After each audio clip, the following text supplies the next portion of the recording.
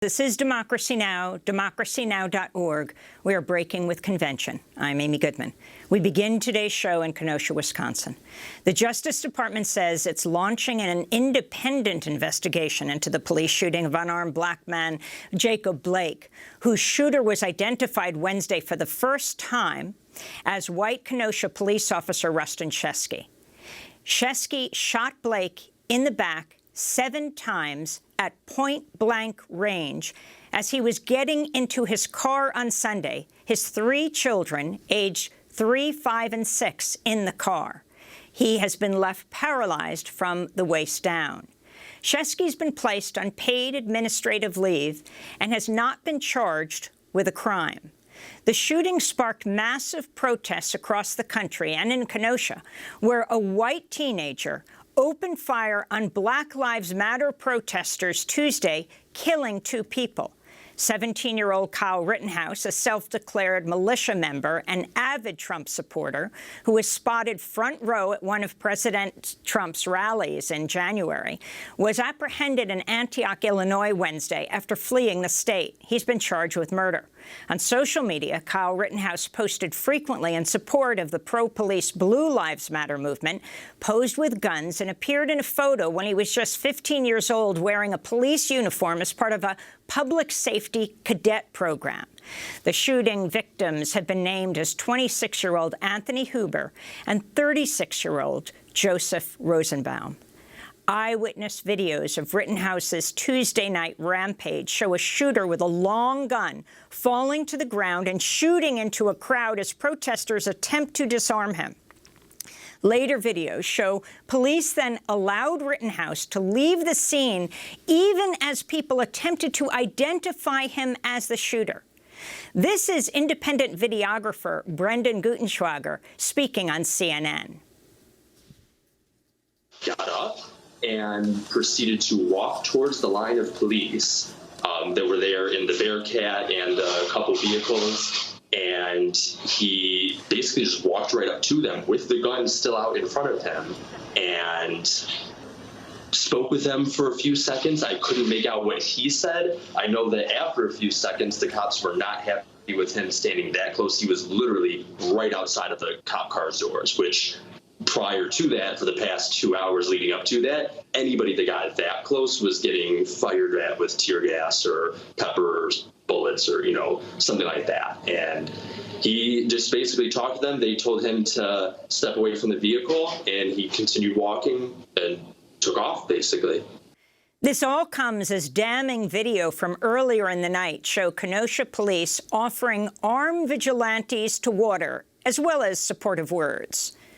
We got to save a couple, but we'll give you a couple. We appreciate you guys. We really do.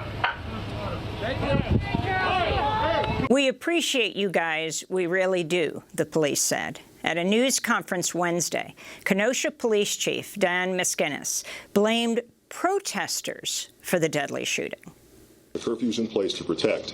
Had persons not been out involved in violation of that, perhaps the situation that unfolded would not have happened. So the last night, a 17-year-old individual from Antioch, Illinois, was involved in the use of firearms to resolve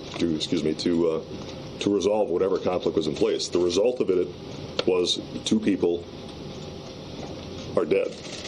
This is not a police action. This is not the action, I believe, of those who set out to do protests. It is the persons who were involved after the legal time, involved in illegal activity that brought violence to this community.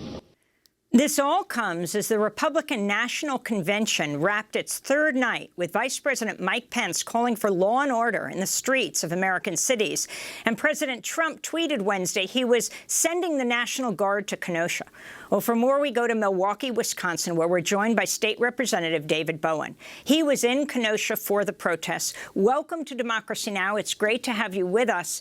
Can you start off by telling us what you saw in the streets of Kenosha? Tuesday night, the killings took place. Sure. Thank you for having me on. And I literally witnessed firsthand a massive amount of organized white supremacists driving around in pickup trucks, targeting protesters. And They were there not to try to defend businesses as they make it seem. They were not there to attempt to get a point across. They were there to hurt people. They were armed, and they were using chemical irritants. They were harassing protesters. And even from the video, it looks like they are in coordination with the Kenosha law enforcement that were there. Literally, we are at this point where in this state, we're witnessing the unfolding and the unraveling of the point of what we are trying to do in transforming the system, of transforming the way that we institute public safety.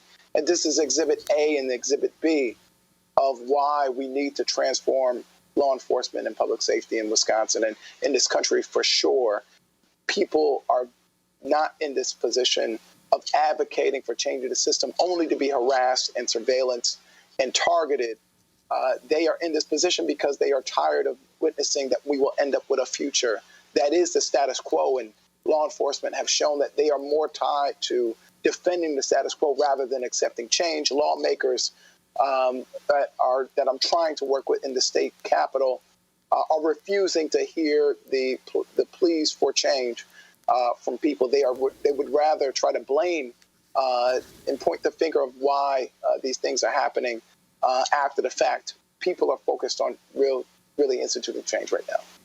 I wanted to play for you Vice President Pence in his acceptance speech, being renominated as vice president by the Republican Party, speaking at Fort McHenry in Baltimore. Last week, Joe Biden didn't say one word about the violence and chaos engulfing cities across this country. So let me be clear. The violence must stop, whether in Minneapolis, Portland, or Kenosha. Too many heroes have died defending our freedom to see Americans strike each other down. We will have law and order on the streets of this country for every American of every race and creed and color. What was amazing from this clip, Vice President Pence made no mention of police brutality or the recent police shootings that have taken place or the murders in Kenosha.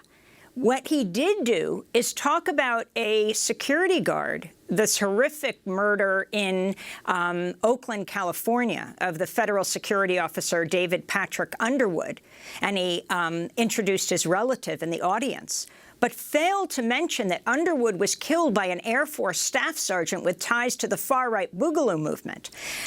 Do you see a connection, David Bowen, between not saying that when he talked about Oakland, and then in Kenosha not talking about Kyle Rittenhouse, the man who's been charged with first-degree murder, 17-year-old, part of the white militia movement who was in the streets Tuesday night?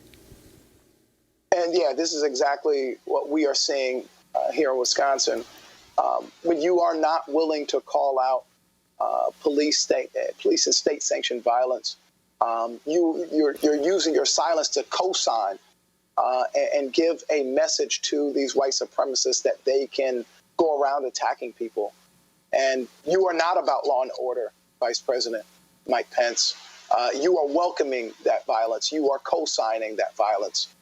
Your silence is much louder than the claims that you try to make now after the fact. We are really focused right now on transforming the system. And I know that he talked about not defunding the police, but we clearly can see what good is law enforcement if they are not keeping track of these groups.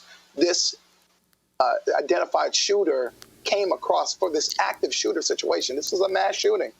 He came across state borders to come here. No law enforcement were investigating, were surveillancing, were looking into the whereabouts and the plans of these groups when they know that they are violent, when they know that they have a history of targeting people. What good is law enforcement if it's not doing what it's supposed to do? I wanted to play for you, Representative Bowen, the right-wing Fox News TV host Tucker Carlson, drawing widespread condemnation after he appeared to justify the actions of the Kenosha shooter. How shocked are we that 17-year-olds with rifles decided they had to maintain order when no one else would? Meanwhile, on Twitter, far-right media pundit Ann Coulter said, "I want him as my president." She's talking about the shooter. Representative Bowen. Right, and unfortunately, it's very clearly showing that Jacob Blake actually was a part of providing public safety that day. He was then turned into the target and the problem while police showed up to try to make him a problem. But he was focused on serving and protecting his community, and he was shot in the back 7 times, and he may not walk again. If this is the direction that the extreme, I would say, far right want to move into, where they're upholding violence and targeting of citizens by these white supremacist groups, clearly this is exactly where we are as a country. And it is very unfortunate that talking heads on the right are defending his actions, because literally they are co-signing the death and the removal of people that are advocating for Black lives. And this is where we are. I'm not surprised, but I must say that people that stand against that must be louder.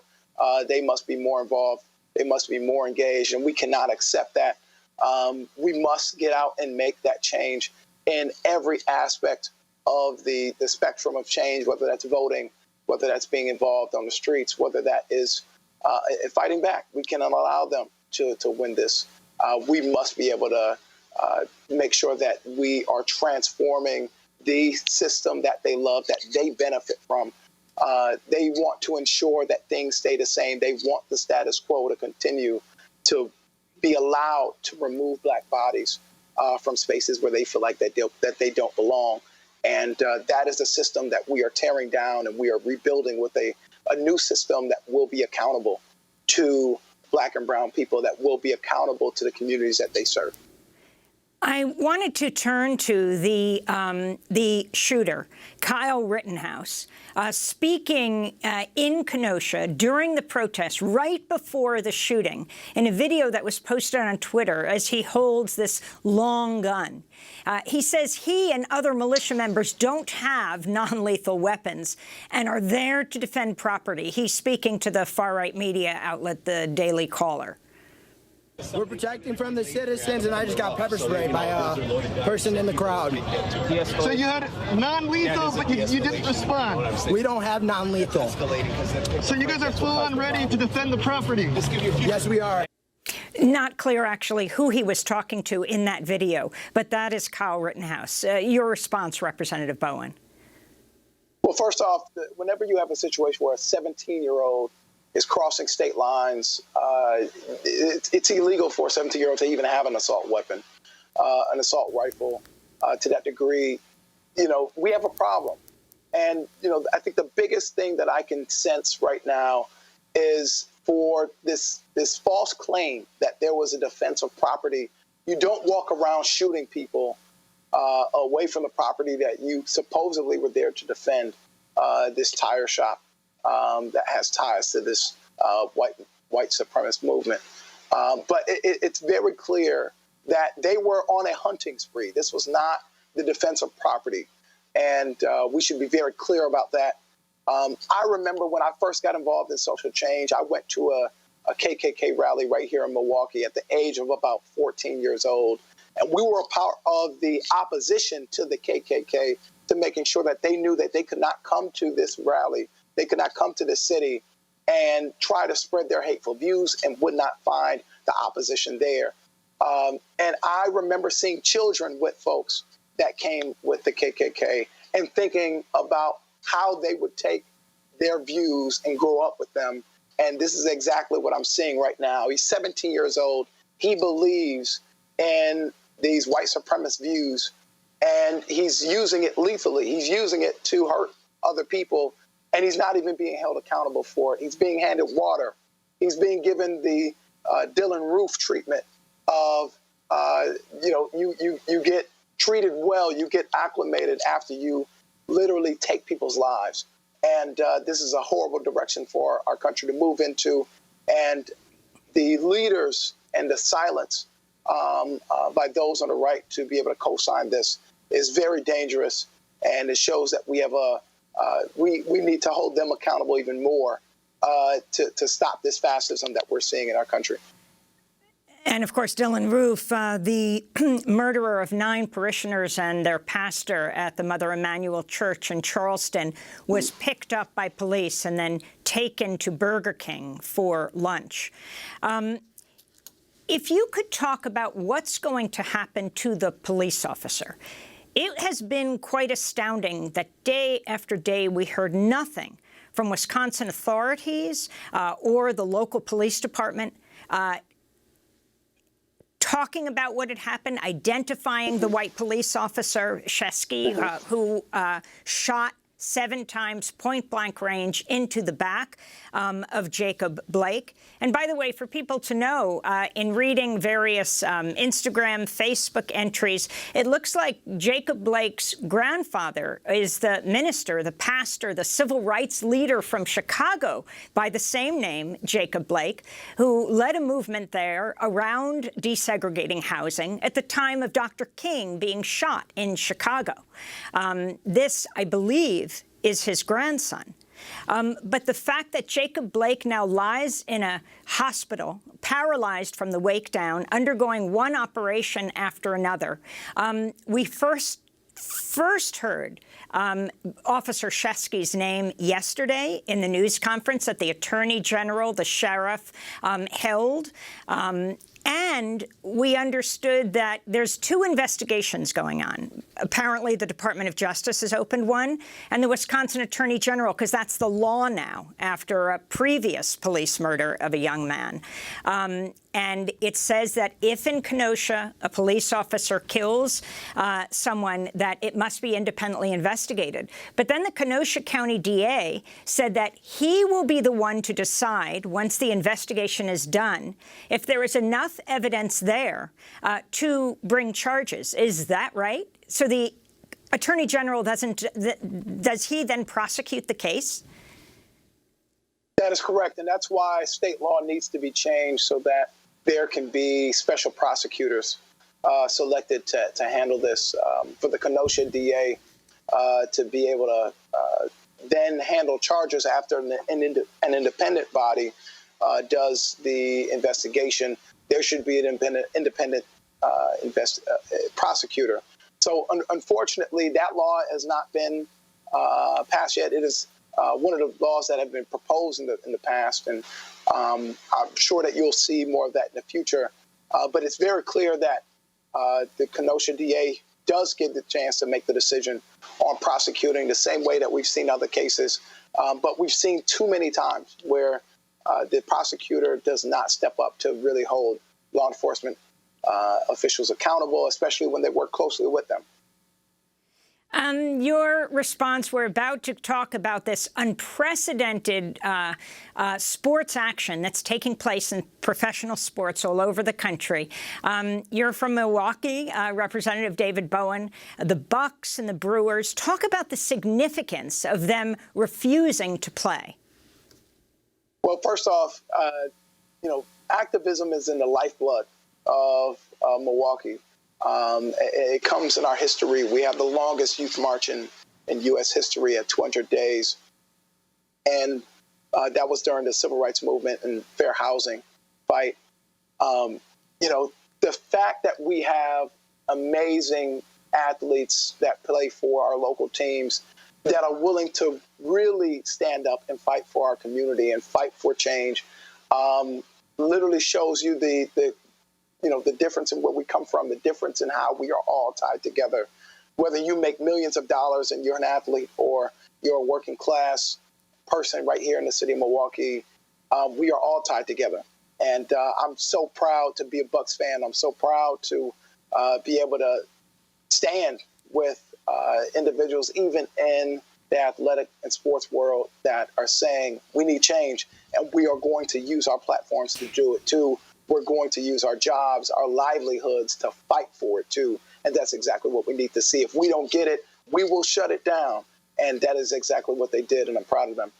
Democratic Wisconsin State Representative David Bowen. Next up, we look at how professional athletes, basketball, baseball, soccer games came to an unprecedented halt Wednesday after the Milwaukee Bucks players refused to take the court in support of Black Lives Matter and against the killing of Jacob Blake. This is Democracy Now! Back in a minute.